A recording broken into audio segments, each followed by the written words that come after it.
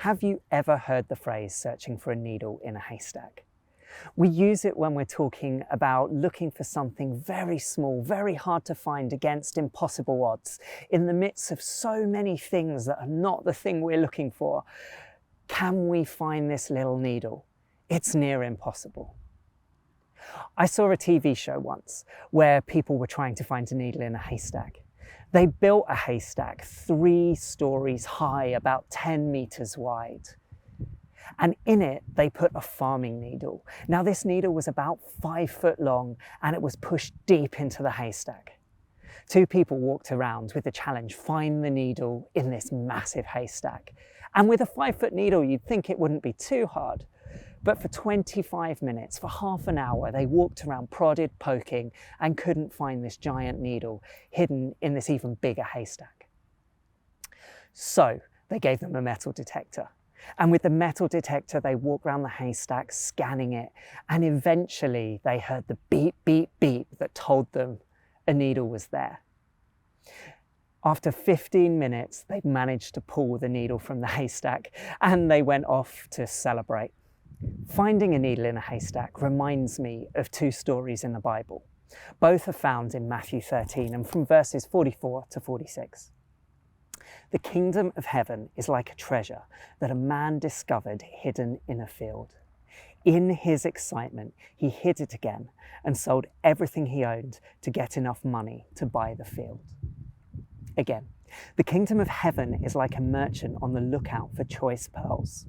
When he discovered a pearl of great value, he sold everything he owned and bought it. In both these stories, Jesus is using the example of the treasure and of the pearl to talk about the kingdom of heaven. And the kingdom of heaven is a topic that I could speak for hours on, and don't worry, I won't do that now. But what the kingdom of heaven is, and what these talk to, is discovering something that is worth so much, will enrich so much of life and improve things, that it was worth more than everything that they had. There are 3 things from these 2 stories, and also from the idea of finding a needle in the haystack, that I really take away from it. The first is that there is a needle in the haystack. There was a treasure in the field. There was a pearl of great value that was worth a lot more than all the others. Quite often when we're talking about a needle in a haystack, we get so used to the haystack, so used to an empty field, so used to the routine things of looking around at pearls, that we forget that there are needles, treasures and pearls to be found. The second thing is in all the stories, that when the needle, the treasure, the pearl was encountered, people recognize what it is. Searching for a needle in the haystack, they found the needle and they knew it was a needle. The pearl merchant went and found a pearl of great value. He saw it, he recognized that this pearl was not ordinary and did not look like the others. I think it would be quite easy to look and go, look at all these fields. Oh, is there anything in any of them? It's just so much. You might even go to the field and not recognize the value of the treasure. Oh, there's something in the field, but it's not worth very much. Oh, it's a bit routine. Yeah, maybe it's a good bit better. We know from these stories that this treasure was worth far more than everything else that they owned. But as they looked in this field, this person had the judgment to realize the value of the treasure. They didn't write it off as routine or good or maybe obtainable elsewhere. They recognized the value of this thing that they saw and found by chance. Against all odds, they had found something special, and they recognized what they had found. Number 3.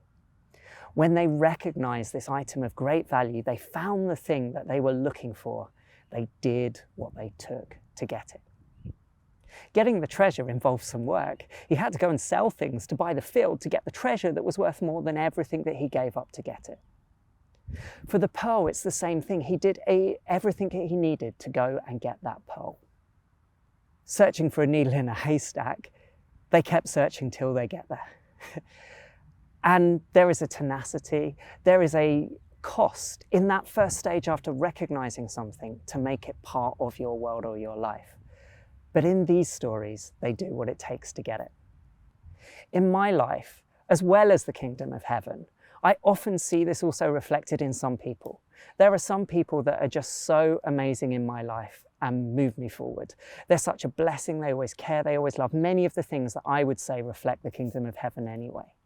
Sometimes it's something that I can do to move myself forward, to let go of something, to choose something better, something hard and rare over what I'm doing now. And paying the price of giving some things up to get what I know is worth far more is always worth it.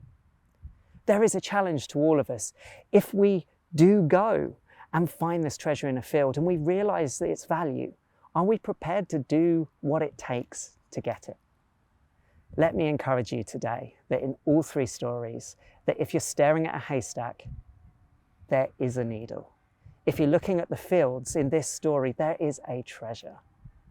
And if you're looking for the pearl of great value, they can be out there to be found. Don't settle for the routine. Look for the treasures.